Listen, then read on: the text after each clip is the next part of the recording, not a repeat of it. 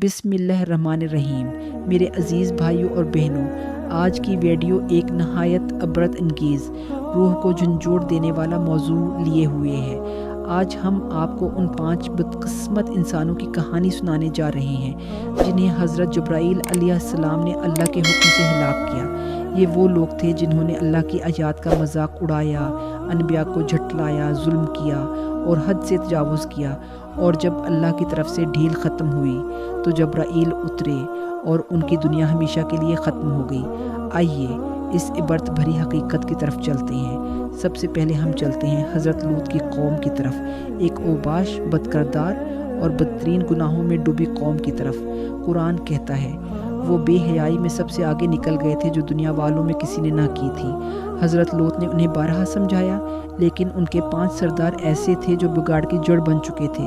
1 ہمازہ لوگوں کا مذاق اڑانے والا، 2 لماز بقائے بدکاری پھیلانے والا، 3 دوام گناہ کی دعوت دینے والا، 4 سیاہ لوط کے مہمانوں پر ظلم کے منصوبے بنانے والا، 5 قائد القوم بدکاری کا لیڈر۔ یہ 5 وہ تھے جو پوری قوم کو انجام کی طرف لے جا رہے تھے۔ ایک رات حضرت جبرائیل خوبصورت مہمانوں کی صورت میں آئے۔ قوم کی ابلیسی نظروں میں آگ لگ گئی۔ انہوں نے لوط کے گھر کا محاصرہ کر لیا۔ اس وقت جبرائیل نے اپنے پر کا ایک ہلکا سا جھونکا مارا۔ روایت میں آتا ہے ان کی آنکھیں ایک لمحے میں پھوٹ گئیں۔ یہ 5 سردار جو گناہ کے لیڈر تھے سب سے پہلے نابینا ہوئے، چیختے رہے، بھاگتے رہے، اور پھر جب صبح ہوئی تو جبرائیل نے پوری بستی کو اپنی ایک انگلی پر اٹھایا اور الٹا کر کے زمین پر دے مارا۔ یہ 5 وہ بدترین لوگ تھے جن پر جبرائیل کا عذاب سب سے پہلے نازل ہوا۔ اب ہم چلتے ہیں مصر کی طرف، ایک ایسی سلطنت جہاں ظلم کا بادشاہ فرعون حکمرانی کرتا تھا۔ فرعون کے 5 مشیر تھے جو بنی اسرائیل پر ظلم بڑھانے کا سبب بنتے تھے۔ 1 حامان، 2 قارون، 3 جالس الظلم، 4 آوان الظلم، 5 قہرمان السلطان۔ اللہ نے موسی کو بھیجا، نشانیاں دکھائیں، سمندر چیر کر راستہ بنایا، لیکن یہ 5 لوگ فرعون کو کہتے رہے، اے بادشاہ، موسی جادوگر ہے، اسے قتل کر دو۔ جب آخری وقت آیا اور موسی بنی اسرائیل کو لے کر نکلے، فرعون لشکر سمیت ان کے پیچھے بھاگا۔ روایت کے مطابق جب فرعون اور اس کے 5 بدترین ساتھی سمندر کے بیچ پہنچے تو حضرت جبرائیل گھوڑے پر سوار ان کے سامنے آئے۔ فرعون کا گھوڑا آگے بڑھا، لشکر بھی اس کے پیچھے۔ پھر جبرائیل نے حکم الہی سے سمندر کے دروازے بند کر دیے۔ وہ 5 مشیر اور فرعون سب سمندر میں غرق ہوئے۔ جبرائیل کے حکم سے موت ایسی آئی کہ چیخیں بھی لہروں میں دب گئیں۔ وہ 5 لوگ جنہوں نے رسول کریم کو ایذا دی، مکہ میں اللہ کے آخری نبی کو اذیت دینے والوں میں 5 لوگ ایسے تھے جو ظلم میں سب سے آگے تھے۔ روایت ہے کہ حضرت جبرائیل رسول اللہ کی خدمت میں آئے اور عرض کیا، اے اللہ کے رسول، اگر آپ اجازت دیں تو میں ان 5 کو ابھی ختم کر دوں۔ یہ 5 تھے، 1 ابو جہل، 2 عتبہ، 3 شیبہ، 4 ولید بن مغیرہ، 5 عقبہ بن ابی معیط۔ یہ لوگ نبی پر پتھر پھینکتے، مذاق کرتے، راستہ روکتے اور تکلیفیں دیتے۔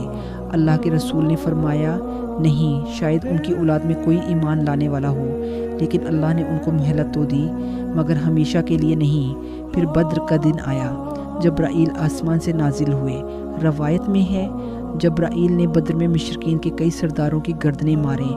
وہ 5 جو ظلم میں آگے تھے اسی دن اپنے انجام کو پہنچے۔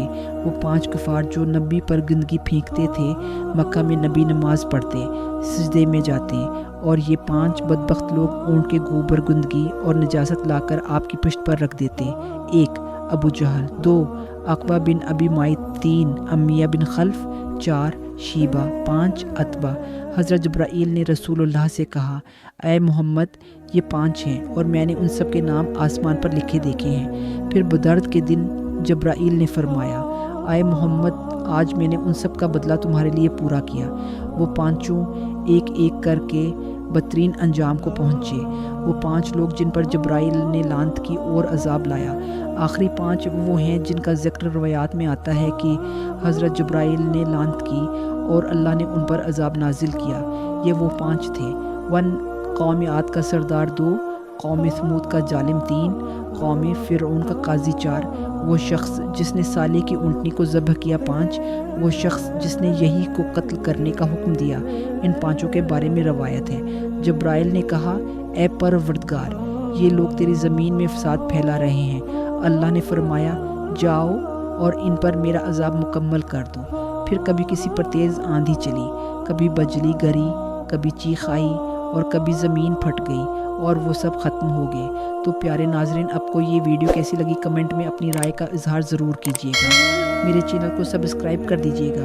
ہمیں دیجیے اجازت، اللہ حافظ۔